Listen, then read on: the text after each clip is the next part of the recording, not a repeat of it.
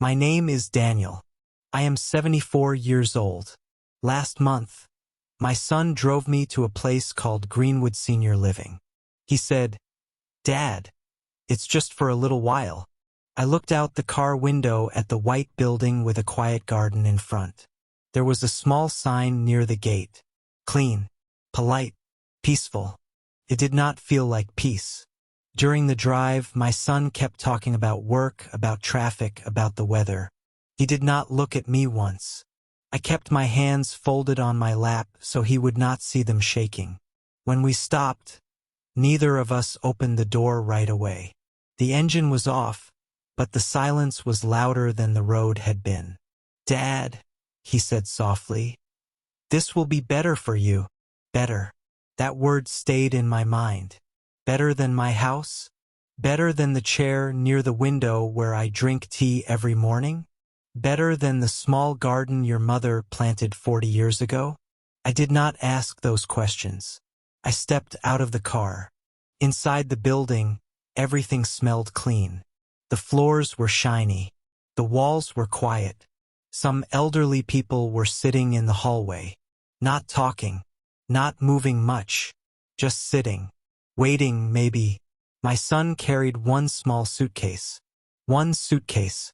74 years of life reduced to one suitcase. A nurse smiled and said, "Welcome, Mr. Daniel. Welcome." Another word that felt strange. In my room, there was a narrow bed, a small wooden table, and a window that looked toward the parking lot. My son placed the suitcase near the bed. He looked around as if he were checking a hotel room. "It's safe here," he said. "There are nurses all the time." Safe. I nodded again. When he hugged me before leaving, he held me tighter than usual. "I'll visit Sunday," he promised. I stood by the window and watched his car disappear. That was the moment it felt real. I was not visiting. I was staying. That night, I lay on the unfamiliar bed and stared at the ceiling. For the first time in 42 years, I was not sleeping in my own home. And I kept asking myself one quiet question. Did my son bring me here because he loves me, or because I became a burden? Before Greenwood, I lived alone in the same house for 42 years. My wife, Margaret, and I bought it when our son was only 3 years old. The paint had faded over time, and the roof needed repairs, but every wall carried a memory. After Margaret passed away 5 years ago, the house became quieter than I ever imagined it could be. At first, my son visited every weekend. He fixed small things, brought groceries, and reminded me to call him if I needed anything. I rarely called. I wanted to remain independent. I had taken care of my family my whole life. I did not want to become someone who needed taking care of. But small things began to change. One evening, I forgot to turn off the stove. The smoke alarm woke me before anything serious happened. But when my son heard about it, he did not react lightly. Another time, I slipped in the bathroom and could not stand up for nearly an hour. I told him it was nothing, just a simple fall. He did not laugh. After that, he began suggesting changes. He offered to hire someone to check on me. He suggested I stop driving at night. He asked if I would consider moving closer to his home. I refused every time. That house was more than a building. It was where my son learned to walk. It was where Margaret and I argued about small things and forgave each other the same evening. It was where I held her hand during her final night. Leaving it felt like erasing something sacred. One morning, my son came over and said, "Dad, we need to talk." He sat across from me at the kitchen table, the same table where we had celebrated birthdays for decades. He told me he could not sleep at night. He kept imagining me falling again, imagining a phone call that might come too late. I told him I was fine. He looked at me for a long moment and said quietly, "You don't have to be fine all the time." That sentence unsettled me more than anything else. Strength had always meant standing alone, solving problems without asking for help. But now my son was trying to protect me, and I did not know how to accept that. When he mentioned Greenwood, I heard control instead of care. I heard distance instead of protection. Yet as I lay awake in that unfamiliar room at Greenwood, I forced myself to remember something I had tried to ignore. The night I fell in the bathroom, lying on the cold floor, I was not angry.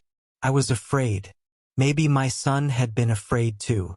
The second night at Greenwood, I finally understood something I had been trying not to admit. My son was not coming back to take me home. He visited once more that week. He stood near the window with his hands in his pockets, talking about work and traffic, using the same safe topics he always used when he did not want to speak about something real. "Are you settling in?" he asked. I looked at him carefully before answering.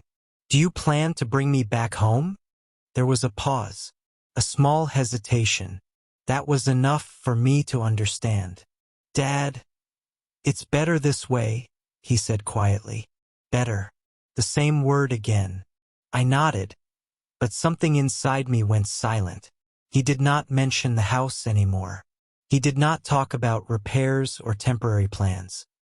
He spoke as if this room, this narrow bed, and these quiet hallways were permanent.